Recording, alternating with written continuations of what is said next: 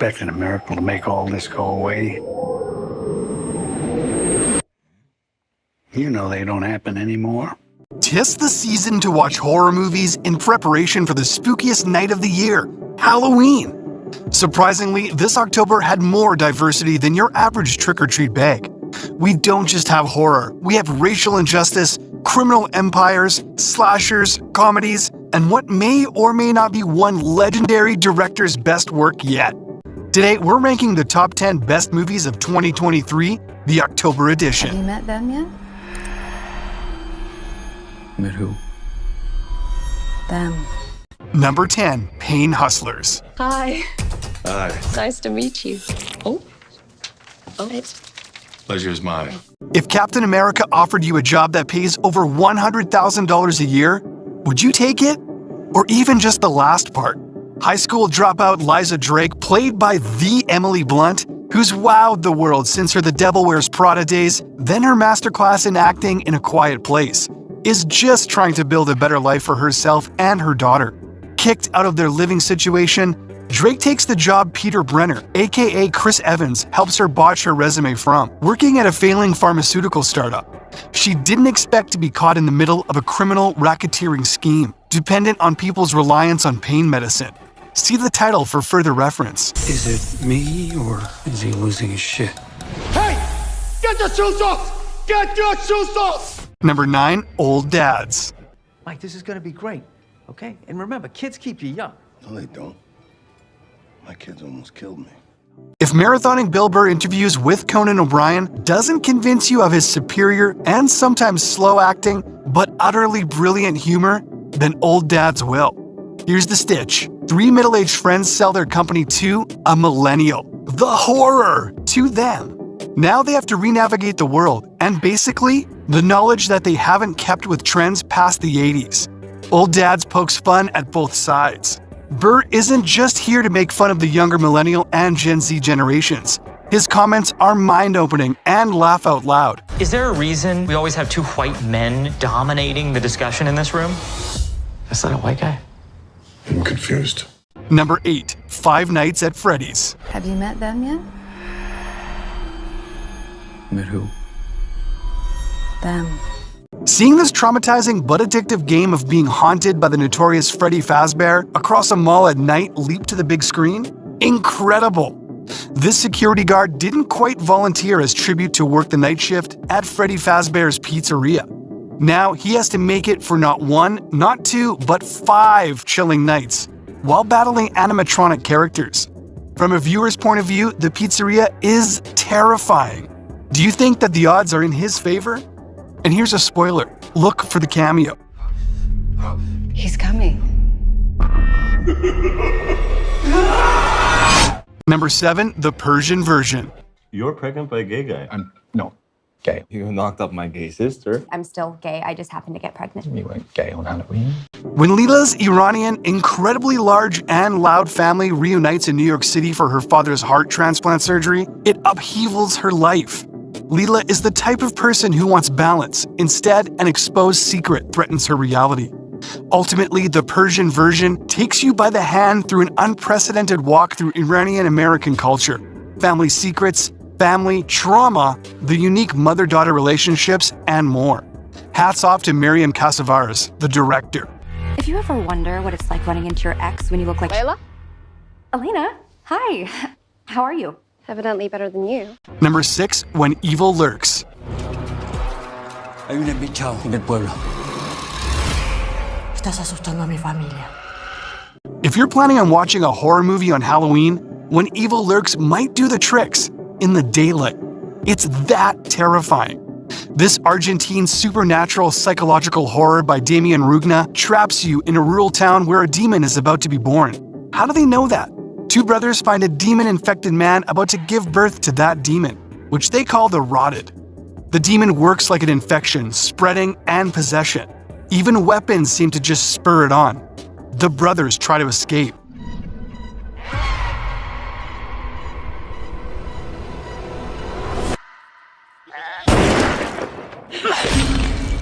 Number 5, The Killer. I find music a useful distraction. A focus tool. keeps the inner voice from wandering. Let us just say this right now. We'd watch any monologue by Michael Fassbender. But the brilliance in The Killer lies in its cold precision. You have Fassbender playing a killer who may or may not be teetering off the edge of insanity, despite his claims to be methodical and unburdened by regret. Lights, cameras, action, monologues. This David Fincher masterpiece is recommended for the big screen before it makes its way to online streaming in a few weeks. Trust no one. Stick to the plan. Number 4. The Holdovers. Sir, I don't understand. That's glaringly apparent. I can't fail this class. Oh, don't sell yourself short, Mr. Coates. I truly believe that you can. Honestly, our bid for October's Best Picture might just go to The Holdovers.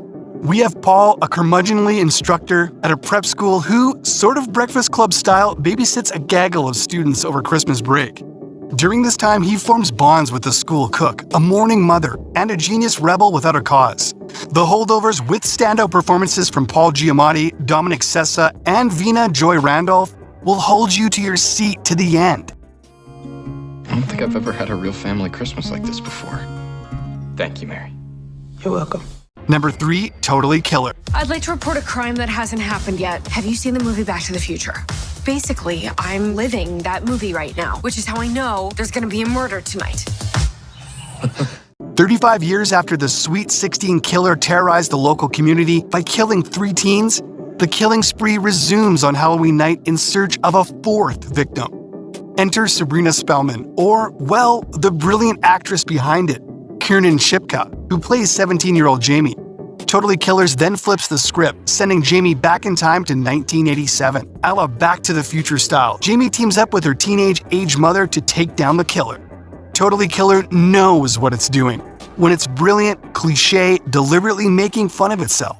Not convinced yet? 5 words. Julie Bowen is a slasher. What's the big deal? There's a murderer on the loose, and you drove us into the woods. Oh my God! What? I forgot to bring vodka. Number 2, The Burial. Let me introduce you to my Red. How do you feel about working with black folk? I suppose I am a little prejudiced.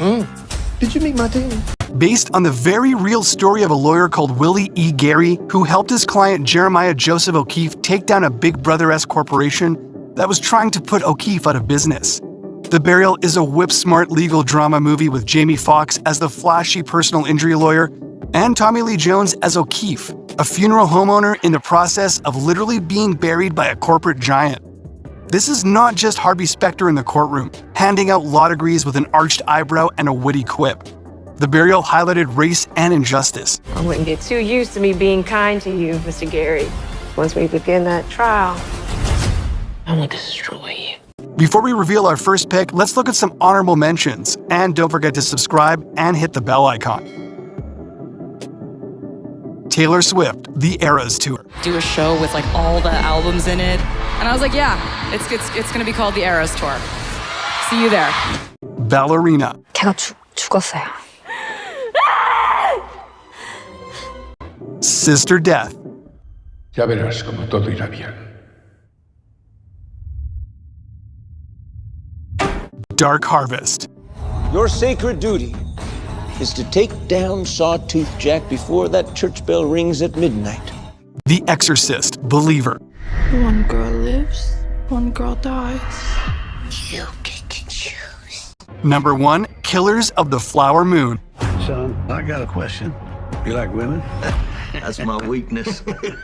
Everyone is going crazy over this movie, and for a good reason. Killers of the Flower Moon is hailed as the Martin Scorsese movie. With a star-studded, actually talented cast like Leonardo DiCaprio and Robert De Niro, and a breakout performance from Lily Gladstone, the Killers of the Flower Moon cast might as well clear a shelf for its awards already. It's an epic Western crime drama set in 1920s Oklahoma. Specifically, it's about the grotesque battle waged against members of the Osage tribe members after oil was found on their land. And Scorsese?